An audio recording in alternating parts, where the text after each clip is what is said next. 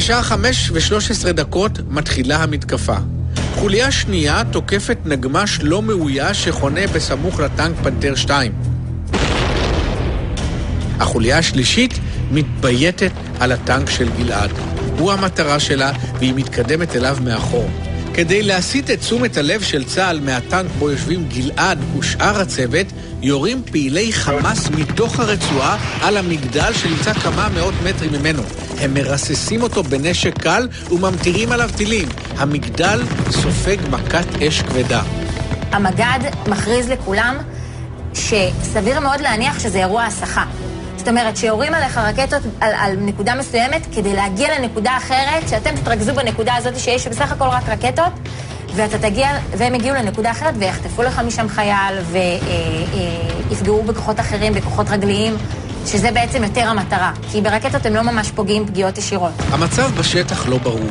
העובדה שיש 3 קבוצות שונות של מחבלים עם 3 מטרות נפרדות במרחק של מאות מטרים זו מזו, מצליחה לבלבל גם את החמ"ל וגם את כוחות הסיוע שהגיעו ראשונים למקום. אני הגעתי לחמ"ל, אני לא בדיוק הבנתי מה קורה. הבנתי שירו באחת המצלמות שלנו ואי אפשר לראות בה יותר שום דבר. שמענו גם בקשר צרחות, יורים עלינו. זה בעצם היה עמדת תצפית שהייתה איפה שממוקמת המצלמה.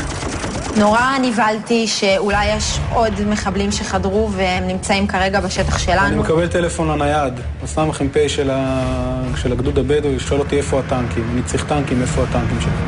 רוצה ליצור קשר עם חנן, עם המ"מ, עם הצוות שלו, שזה גלעד תותחן, פאבל, זכרו לברכה, פאבל סוצקר, הוא הנהג, ורועי הטען. הוא מנסה לעלות מול הצוות, מנסה לקבל תשובה, אני לא מצליח.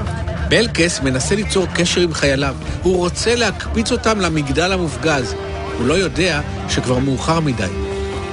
שדקות ספורות לפני כן התקרבו 2 מחבלים לטנק מאחור וירו עליו פצצת RPG אל עבר נקודת התורפה שלו בגב הטנק. פנתר 2 מתחיל לעלות בלהבות. מערכת הכיבוי של הטנק מופעלת מיידית. באותו רגע נפלט בתוך הטנק, החומר שבעצם אמור לכבות את השריפה זה חומר שהוא רעיל, זה חומר שהוא מחניק, אתה לא יכול להישאר שם. אירוע פגיעה היה באזור הזה בערך. בין הטובה, בין הגוף, לאזור של הצריח. ממש פגיעה מאוד מאוד מדויקת. מערכת הכיבוי האוטומטית של פנתר 2 פולטת עשן וחומרים רעילים. אי אפשר להישאר בתוך הטנק. חנן ופאבל מצליחים לצאת, הם יוצאים מהטנק, והם יוצאים מהטנק, הם עומדים בעצם למעלה על הצריח, הם עומדים, ותוך כדי שהם עומדים, המחבלים יורים בהם, והם מוטלים משני צידי הטנק.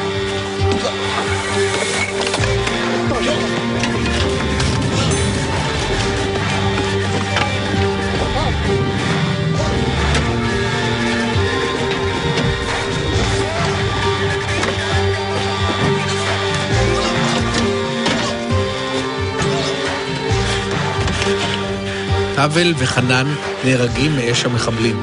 בתוך הטנק נשארים גלעד ורועי. רועי שוכב בתוך תא הנהג, פצוע בראשו. גלעד שליט בתוך החלל המרכזי של הטנק. האזור של הנהג הוא נמצא טיפה מתחת באזור של הטובה של הטנק, ששם רועי היה מאוד מאוד מוגן, ואף אחד לא יכול להתקרב אליו. גלעד היה בתוך הטנק. המחבלים עלו על הטנק, ורועי גם סיפר לי שהוא ראה רגליים מטפסות על הטנק, עולות, מנסות גם לפתוח את הדלת שלו, ונכנסות לתוך הטנק ופשוט שולפים את גלעד החוצה. ברגע שכבר הוציאו את גלעד ורצו איתו לכיוון עזה, הוא כבר לא ראה כלום, הוא פשוט איבד את ההכרה. המזל של רועי אמיתי היה במקום שבו הוא שהה בזמן החטיפה. הוא היה בתוך תא הנהג, כשהקנה של התותח חוסם לחלוטין את דרכו מחוץ לטנק, וכך המחבלים לא יכלו להגיע אליו. השעה 5:21. עברו רק 8 דקות מתחילת האירוע כולו. 2 המחבלים תופסים את גלעד משני צידיו וגוררים אותו איתם לכיוון גדר הגבול עם עזה. באותו זמן בדיוק תוקפת החוליה שהמתינה ליד מגדל השמירה את עמדת התצפית. החיילים מהמגדל מדווחים שתוקפים אותם, הם מבקשים סיוע. והחמ"ל רוצים להקפיץ את פנתר 2 לעבר המגדל. וקראנו לו, כמה וכמה פעמים. התצפיתנית שהייתה על אותו מכשיר קשר, עלתה מולו, פנטר, ולא ענו. אני נורא נלחצתי, וגם החיילות, לא הבנו למה הם לא עונים לנו. ישר התקשרתי למגד, אמרתי לו שיש איזושהי בעיה, והטנק לא עונה. המגד אמר לי, אני הולך ישר לבדוק מה קורה שם. בשטח מתקרבים כוחות צה"ל אל פנתר 2 הפגוע ומגלים שהטנק הותקף. כשאנחנו מגיעים לשם, אני זוכר שהדלת האחורית של הטנק שנפתחת כלפי מטה כבר הייתה פתוחה, וגם אני זוכר בוודאות 2 גופות מחוץ לטנק. שימו לב לתחקיר הצבאי. ב-5:27, כלומר דקות ספורות אחרי הקרב על הטנק, כבר רואה כוח הסיוע את גופותיהם של פאבל וחנן מחוץ לטנק. קשה להבין היום מדוע, אבל העובדה היא שהכוח הזה לא נכנס אל תוך הטנק, לא בדק מה עלה בגורל שני החיילים האחרים שהיו צריכים להיות בתוכו.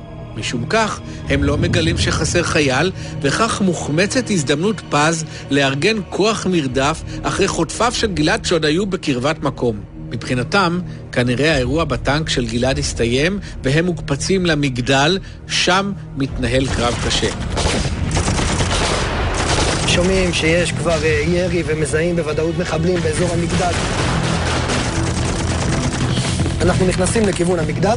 משום מה, הנהג שישב לידי בצורה שהיא לא הכי טבעית בעולם, הסתכל ימינה לכיוון שלי.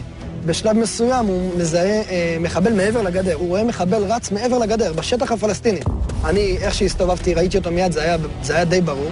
הג'יפ ככה קופץ ימינה שמאלה, אני בינתיים דורך את הנשק, תוך כדי פותח את החרך ירי, מוציא את הנשק, את הקנה מחוץ לחרך ירי, מזהה את המחבל, מתמקד עליו, אבל מחכה שהנהג יעצר. נהג שיושב לידי נעצר, מתעכב, הבחור שיושב לידי צועק לי טירה, ורק אז אני משחרר את הכדור הראשון. מזהים בוודאות פגיעה במחבל הזה ששוכב על איזשהו כפל קרקע, ולכן אנחנו מזהים בו פגיעה ודאית. מחבל אחד נהרג, 2 כבר לקחו את גלעד לעזה. 4 עוד מסתובבים בשטח. בחמ"ל של הגדוד המדברי מתקשים לקבל תמונה מלאה של מה שקורה. יש 3 טלפונים בחמ"ל, אין ספור צלצולים. כל כוח בשטח רוצה לתת איזשהו פיסת מידע. החטיבה והאוגדה רוצים להעביר אלינו נהלים ובקשות ואיך לפעול, ומסוקים שמגיעים רוצים לעלות מולך ולהגיד, הגעתי לאן לנחות, איפה אני צריך לנחות, ועוד אמבולנסים שמגיעים לפנות פצועים, וכולם רוצים לדעת מה קורה, וכל כוח רוצה לקבל תמונת מצב. במצב כזה זה פשוט כאוס. מהומת אדירים בחמ"ל. בשטח, אחד מחוליית מגדל השמירה מצליח להגיע אל תוך המבנה עצמו. הוא עולה במדרגות של המגדל במטרה להרוג את 3 הלוחמים שלמעלה. מחבל שנמצא בתוך המגדל ככל הנראה הצליח להיכנס בזה שהוא ירה איזשהו טיל על המגדל או זרק רימון, והפח למטה נפתח, ואז הוא חדר לתוך גרם המדרגות והתחיל לעלות, ובצעקות כמובן בערבית. צועק אללהו אכבר, איטבח אל יהוד. בזמן שהמחבל עושה את דרכו למעלה, אמיר לוזון, קצין השלישות של הגדוד המדברי, מתקשר לחייל